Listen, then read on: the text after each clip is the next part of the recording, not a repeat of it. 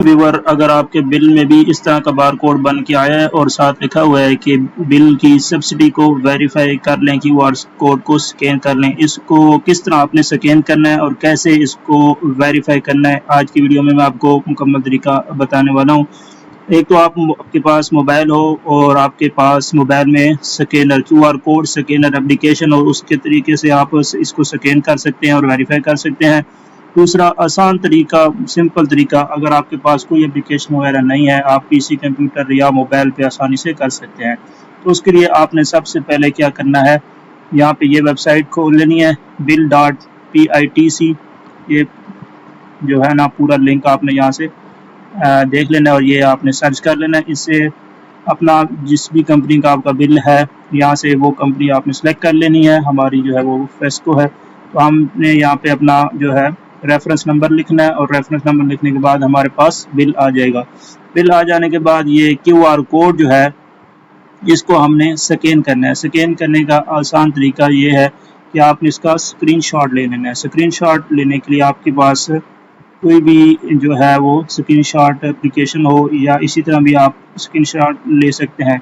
Screenshot लेने के बाद इसको आपने क्रॉप कर लेना है और सिंपल जो कोड है इसको आपने यहाँ से कॉपी कर लेना है। कॉपी करने के बाद यहाँ पे आपने जो है सर्च में गूगल सर्च कर लेना है।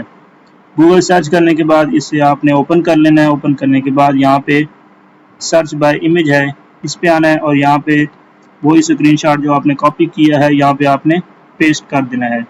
स्क्रीनशॉट यहाँ पे आपने पेस्ट करना है। उसके बाद आपके पास नीचे वेबसाइट आ जाएगी, ये इसको आपने ओपन करना है तो आपका जो डाटा होगा वो सामने आ जाएगा। उसके बाद आपने वेरीफाई करना है। ये कैप्चा आएगा, इस तरह का कैप्चा आएगा, इसको आपने यहाँ पे इंटर कैप्चा करना है और कंटिन्यू पे क्लिक करना है।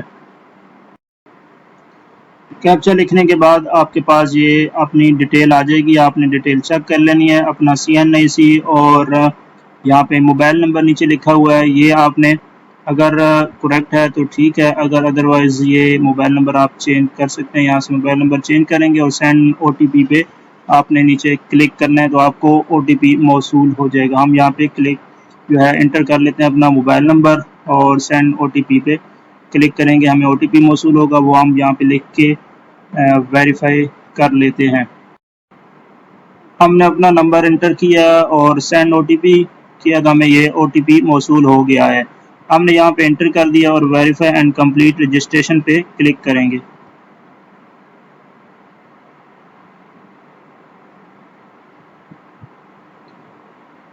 OTP जो हमें नंबर पे मौसूल होगा वहाँ यहाँ पे इंटर करने के बाद हमने वेरीफाई पे क्लिक किया और रजिस्ट्रेशन हमारी जो है वो कंप्लीट हो गई है। इस तरह आप आसानी से बिल सब्सिडी की रजिस्ट्रेशन वेरीफाई कर सकते हैं, रजिस्ट्रेशन को सक्सेसफुली कर सकते हैं। तो अपने दोस्तों के साथ ये वीडियो लाजमी शेयर करें। Thank you.